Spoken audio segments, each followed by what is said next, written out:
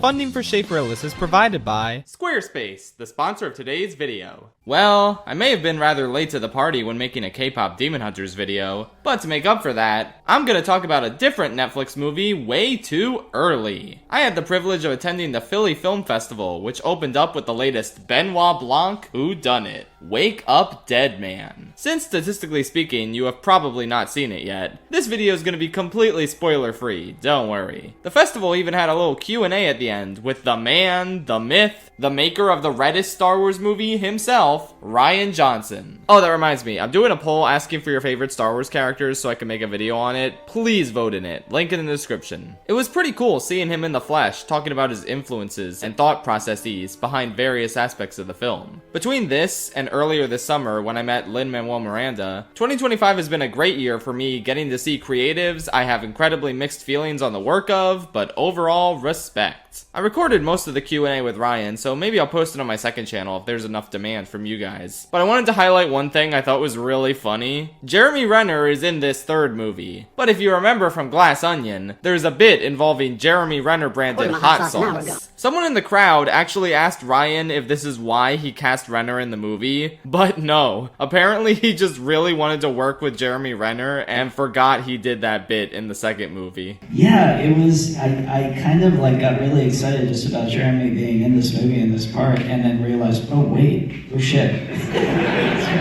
So, but then I thought, fuck it, you know. You just know this guy was on the Jeremy Renner app 24/7. We never should have shut it down. Anyway, how was this feature film? I thought it was great, as you might expect. But I also think it was probably my least favorite installment in the trilogy. This is coming from someone who loved Glass Onion though, and I know that one is pretty divisive. So there's a pretty solid chance that you'll at least like this one better than that one. I think my main issue is that so much of the ensemble cast in this one feels a little useless. In Knives Out, the Thrombies all have a ton going on, even outside of the mystery. And in Glass Onion, the personalities are just a lot more distinct and memorable. I just feel like the side characters in this one don't leave much of an impression outside of the actual culprits and Josh Brolin as this intense, fiery preacher. He definitely gets some good laughs. The real star of the show here is Josh O'Connor as the young reverend at the center of all this. This is the first Knives Out movie that doesn't hide who the main character is for a while. The first 40 minutes or so is solely dedicated to his perspective, before the murder even takes place. In a lot of ways, it feels like the first traditional installment in the series in terms of its structure. There are still surprises and subversions as you might expect, but it doesn't make certain twists immediately obvious for the sake of building up to later reveals, like the first two films did. Now, it's not a bad thing that this movie does that, it's a nice change of pace and the mystery is still very strong. But there was a certain zing factor to the way that first movie straight up told you how Harlan died halfway through, since it knew it had way more surprises up its sleeve. I don't mind that this one played it more straight as a change of pace, but I do prefer the way the first two films toyed with the very structure of how a mystery should unfold. Getting back to Josh O'Connor though, he's wonderful in this. Such an easy character to root for as he embodies the virtues and power of faith and what it can do for a person's life. There's a phone call scene he has in this movie that is just so touching and nice. And it comes after a very funny bit, too. Ryan is so good at balancing the tone here and knowing when to be funny and when to let a serious scene play out. And again, I just like seeing a movie about religion where we get a clear delineation between someone actually embodying the principles they should be preaching, as opposed to those who weaponize faith for evil, like Brolin's character does. It makes for a pretty nuanced exploration of what the church means for different people. And then you got Benoit Blanc's perspective, which I won't spoil, but it makes perfect sense for his character. Hell, Blanc kinda gets an arc in this movie that I wasn't expecting. Let's just say, I really like the way he revealed the truth in the end. It really added to his story here. Ryan mentioned during the Q&A that religion was a big part of his upbringing as a kid, even though he's kinda fallen off of it now. And you can see both of these perspectives he had at different points in his life reflected in the way the characters come to mutual understandings and respect each other's points of view. It's honestly kinda beautiful. The film also looks fantastic. I love the gothic design of the church, and it really recaptures a lot of what made the atmosphere of the first film special. With that said, this one's got some dark sensibilities all its own, with some decently fucked up scenes by the standards of these movies. And as you might expect, the mystery is very well laid out, with so many details coming back to form the bigger picture of how everything went down.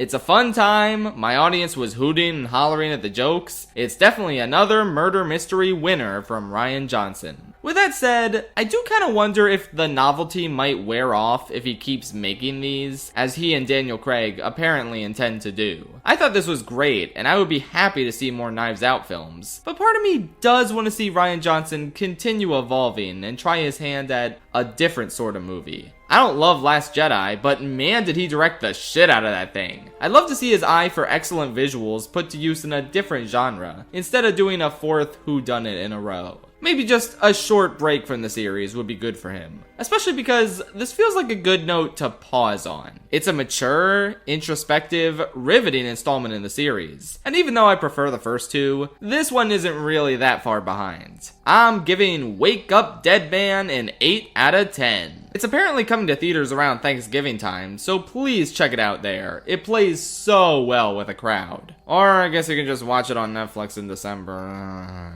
Whatever. Why don't we solve the mystery of how to build a perfect website? Oh wait, we don't even need to call Benoit Blanc for this. The answer is Squarespace. Always has been. Squarespace is a wonderful online website builder that enables you to create beautiful websites for your business or personal hobby. I adore how easy they make it to showcase your expertise and engage clients with video content on your website. You can make stunning video libraries and even monetize your content by adding a paywall. Perfect for online courses, exclusive tutorials, and premium workshops. If you want to get discovered fast, that's where integrated Squarespace SEO tools come in. Every website is optimized to be indexed with meta descriptions, an auto-generated sitemap, and more, letting you pop up more often on search engines and attract way more customers. Squarespace also offers lots of built-in donation tools. You can create a professional, on-brand website that makes it easy to accept one-time or recurring contributions, and engage your supporters. Use built-in email campaigns and marketing tools to connect with your community and inspire more people to support your cause. Check out squarespace.com/ShaeFrillis for a free trial. And when you're ready to launch, use promo code ShaeFrillis to save 10% off your first purchase of a website or domain.